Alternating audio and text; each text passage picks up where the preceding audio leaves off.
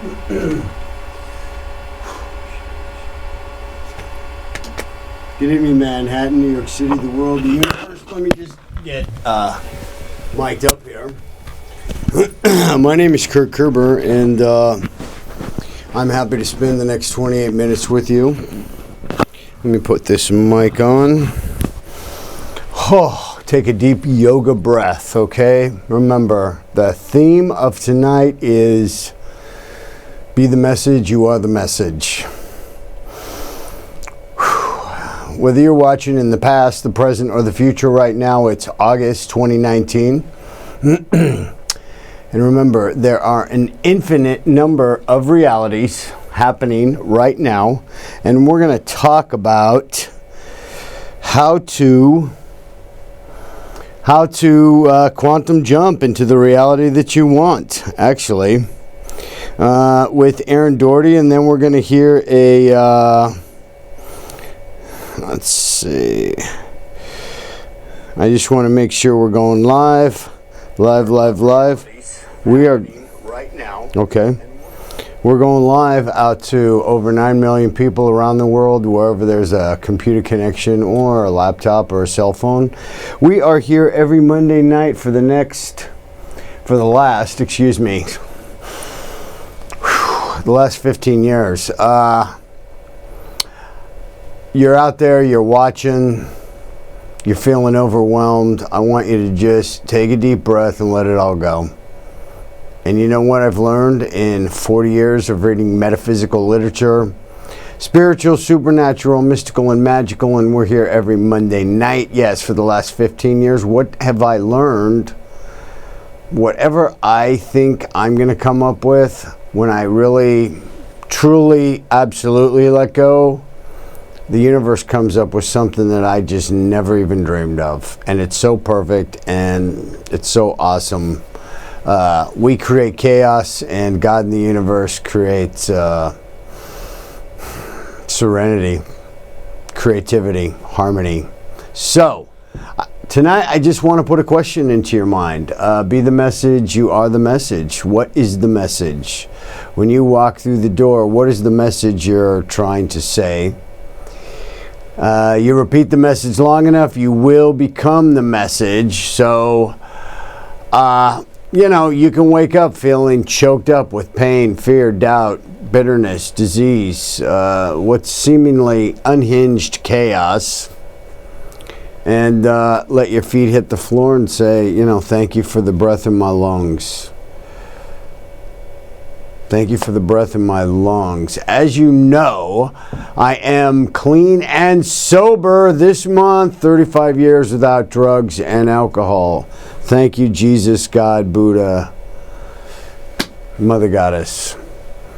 I wouldn't be here if it wasn't for a couple of things. My sister has held me together. So you got to get a support person. You got to get wise people around you. If you're trying to do all your own best thinking, the car just goes right into the wall. I'm telling you. The wisest, smartest people have a team of advisors around them all the time. And you might not always follow what they say, but they will say things that you didn't really think of. So I've really learned that. And life comes down to just a couple things. And it's really just practicing and trying to practice your breath. I have a thing on my mirror, and it says, do you want to be a god or a ghost? Shakti. Okay, write that down. And every day, the road is going to fork on what you're going to do to make your dream happen, because we're all here to have a dream happen. I have yet to meet the person that didn't really have a dream happen. They didn't want a dream to happen. And the difference is, the road forks. You got to take actions. You got to visualize. You got to have luck. I don't know. That's a magic recipe. But if you don't try to do that every single day, you turn into a ghost. I'm telling you, you turn into a ghost of addiction and pain and living in shadows, and you don't want it. So that's why on my mirror I have this one thing, and it just says God or ghost, which means you have the chance to, be a living creator and divinity.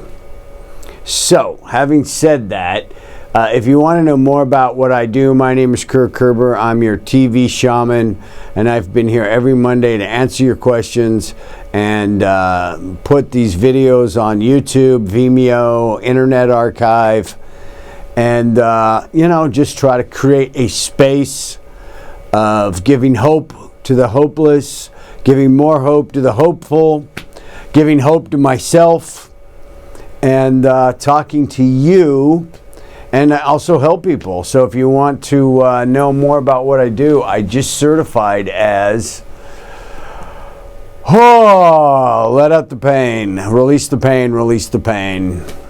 I certified as a therapeutic hypnotist for PTSD and trauma, and I really, in a very real way, mend spirits and rescue a person's souls, rescue their soul.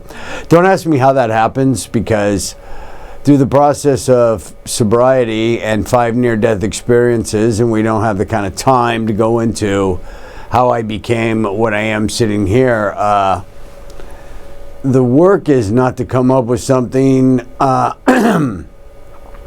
eloquent or lofty or wise or everything's already been said.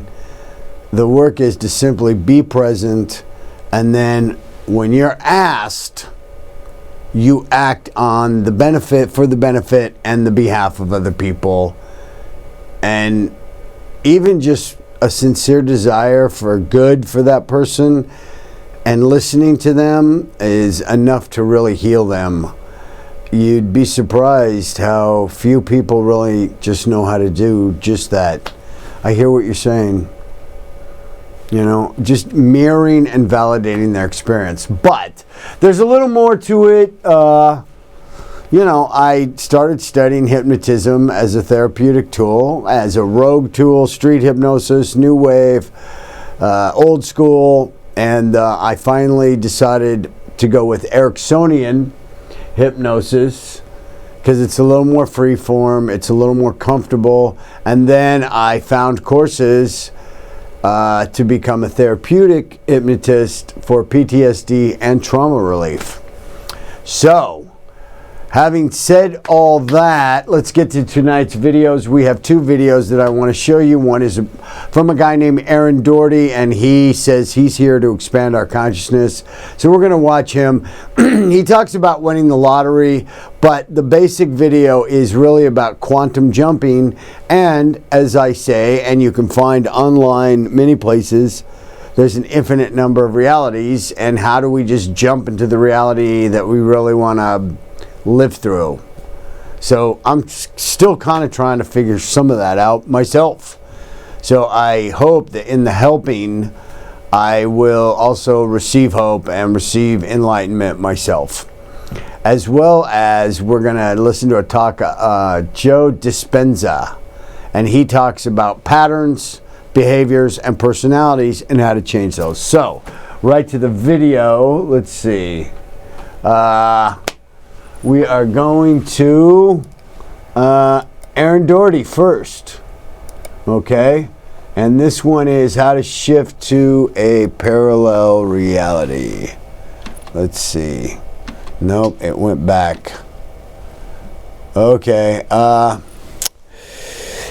okay. Let's see. Welcome back to another video. My name is Aaron, and I help people expand their consciousness.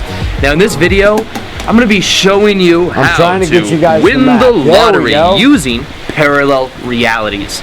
Now I actually had a request to make this video, and something I thought about before, so I want to give you guys my perspective as to how we would go about that using parallel realities, the awareness of it, to actually get there. And this is about, first off, me just explaining a summary of the idea of how we manifest using parallel realities, or how that process goes. And I've done a couple videos over the last couple weeks about it if you want more in detail understanding of it. But basically, the understanding, and I have to give this to give us the context for it, is seeing the theory or the idea that parallel realities, there are an infinite number of them that exist right now in this moment. That there is a parallel reality where you are a billionaire, there is a parallel reality where you have no money at all, and everything that you can possibly imagine in between. Now, the idea behind this is that we are constantly shifting through parallel realities, and that depending upon who we are being in the moment, the beliefs that we have, and the state of being that we're in, the action that we're taking, that will determine which parallel reality we shift to. And the only moment that exists is now, and what we think of as movement is actually the shifting through parallel realities. So this is important in understanding what I am going to explain next. Now, most people, when they think about the lottery and winning the lottery, when they go to get the numbers, they are focused on, I hope I pick the winning numbers. That's what they're focused on. But understand that the numbers haven't even been chosen yet.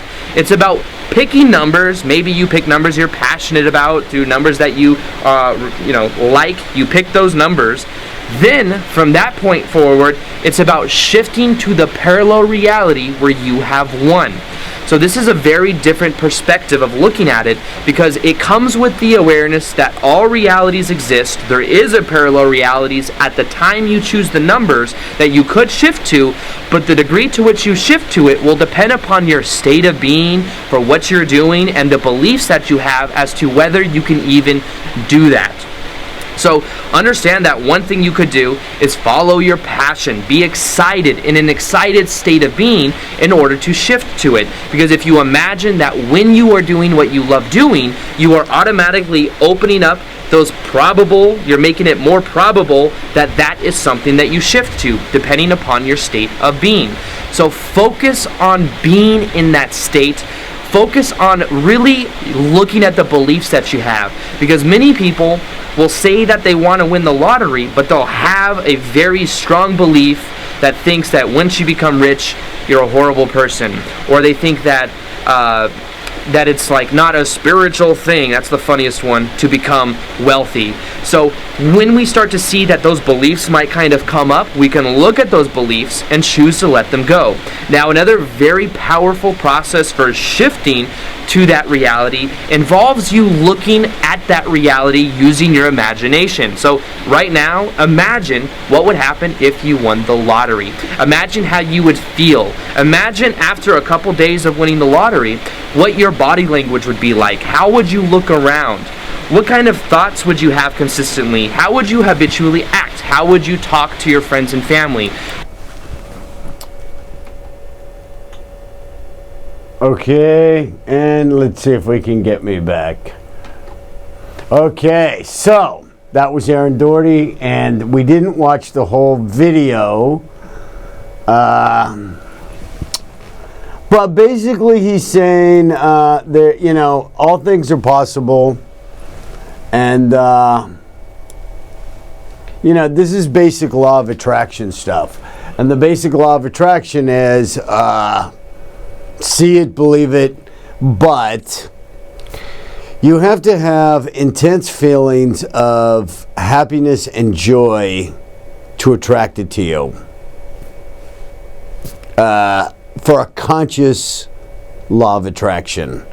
Now, the next video we watch, Joe Dispenza, you're basically always creating. So you are the message, be the message. Remember that you subconsciously, because of your body programming, because of trauma in the past, other things, resentments backing up, a history of chaos, you are creating certain things by default. So the people, places, and things that you're surrounded by, it could be an old belief system from 20 years ago. The tricky part to conscious manifestation is the timing. And this is where most people get tripped up, is they don't say, for example, like Aaron said, I'm going to win over $100 million. They say, I want to win over $100 million this week, like right now, tomorrow. First of all, when I work with somebody and I'm doing a coaching for conscious manifestation, I ask them to get rid of the word I want. Get rid of that phrase, I want. Because it keeps you in, the universe takes you at your word, I want. So you're in the wanting. Whereas you say, I have, I'd like, I now have. I now have over $100 million in my bank account. I now have over $100 million in my bank account, and I'm a good person, and it feels great. It feels great to have all my needs taken care of.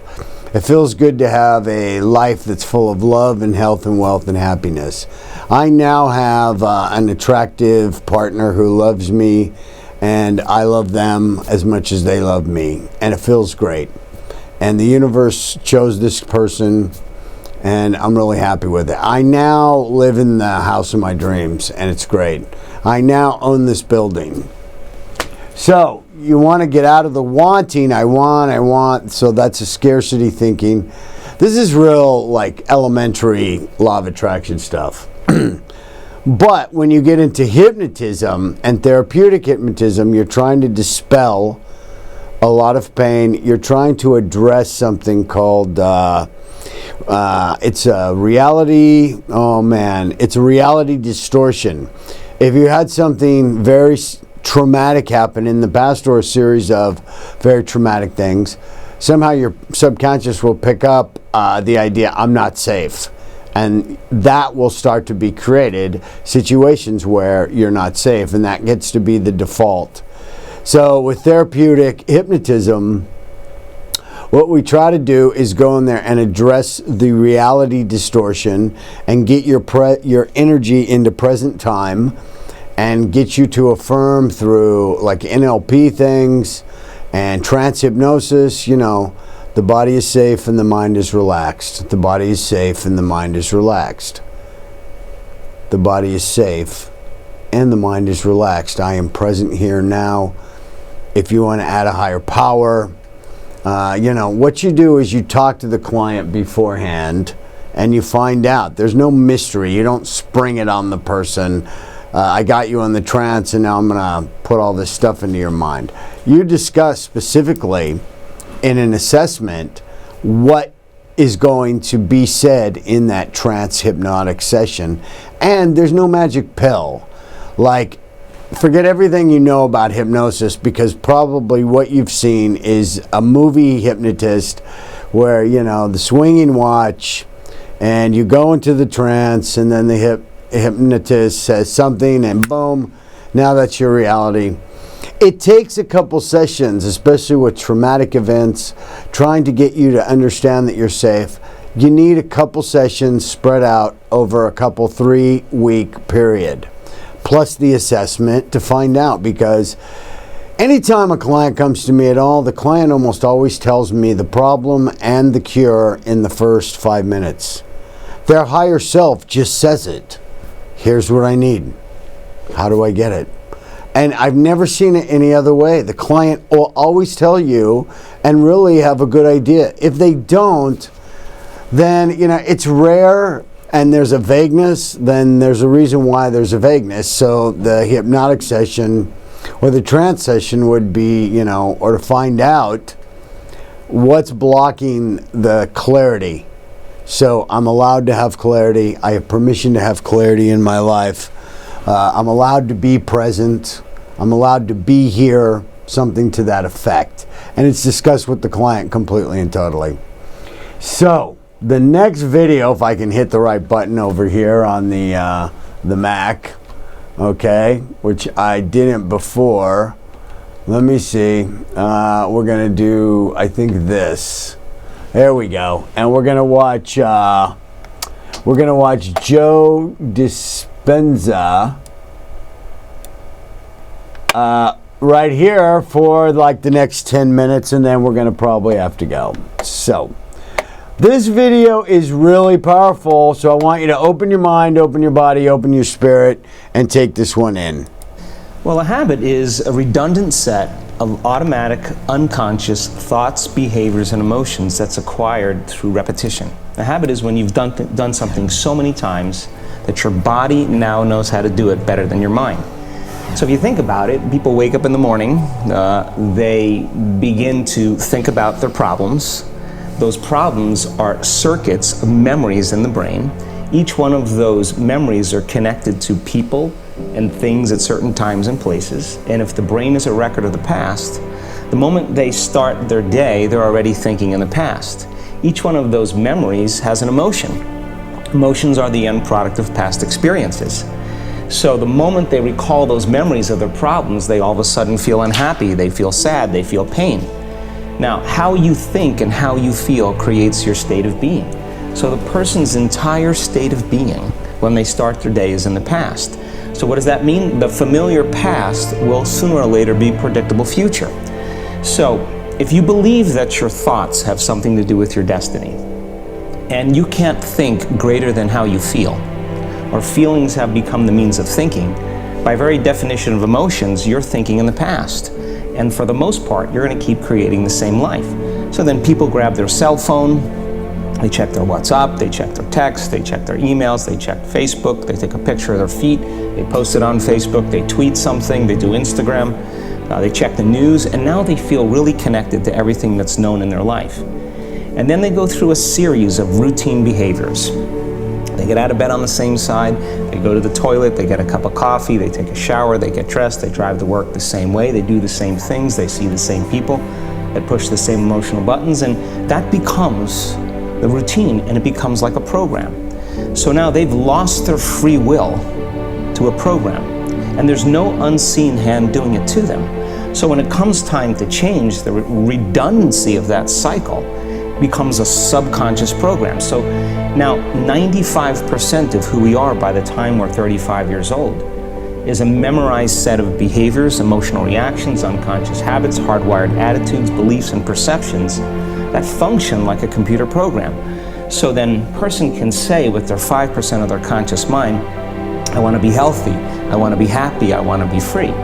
But the body's on a whole different program. So then how do you begin to make those changes? Well, you have to get beyond the analytical mind, because what separates the conscious mind from the subconscious mind is the analytical mind. And that's where meditation comes in, because you can teach people through practice how to change their brainwaves, slow them down. And when they do that properly, they do enter the operating system where they can begin to make some really important changes. So most people then wait for crisis or trauma or disease or diagnosis. They wait for loss, some tragedy to make up their mind to change. And my message is, why wait? And you can learn and change in a state of pain and suffering, or you can learn and change in a state of joy and inspiration. And I think right now, the cool thing is that people are waking up. That's really interesting, and where I found the deepest hooks into how powerful this can be for somebody is when you talk about trauma, and you've talked about how people experience a traumatic event, but they then basically rehearse it, and how that then has this knock-on effect. So what is that? Why do people find it so hard to get past trauma? The stronger the emotional reaction you have to some experience in your life, the higher the emotional quotient, the more you pay attention to the cause. And the moment the brain puts all of its attention on the cause, it takes a snapshot, and that's called a memory. So long-term memories are created from very highly emotional experiences. So what happens then is that people think neurologically within the circuitry of that experience, and they feel chemically within the boundaries of those emotions.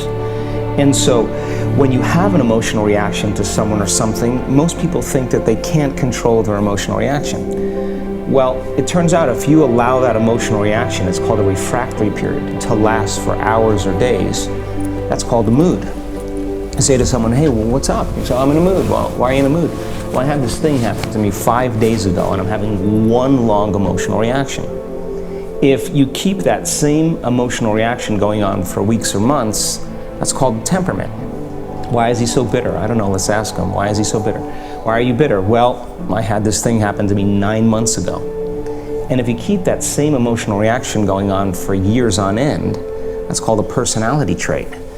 And so learning how to shorten your refractory period of emotional reactions is really where the work starts. So then people, when they have an event, what they do is they keep recalling the event, because the emotions of stress hormones, the survival emotions, are saying pay attention to what happened, because you want to be prepared if it happens again.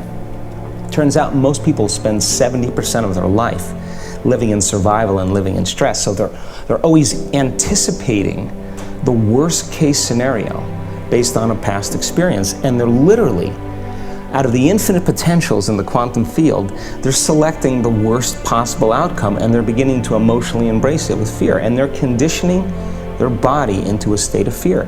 Do that enough times, the body has a panic attack without you. You can't even predict it because it's programmed subconsciously. So then you say to the person, why are you this way? And they'll say, I am this way because of this event that happened to me 15 or 20 years ago. And what that means from a biological standpoint is that they haven't been able to change since that event.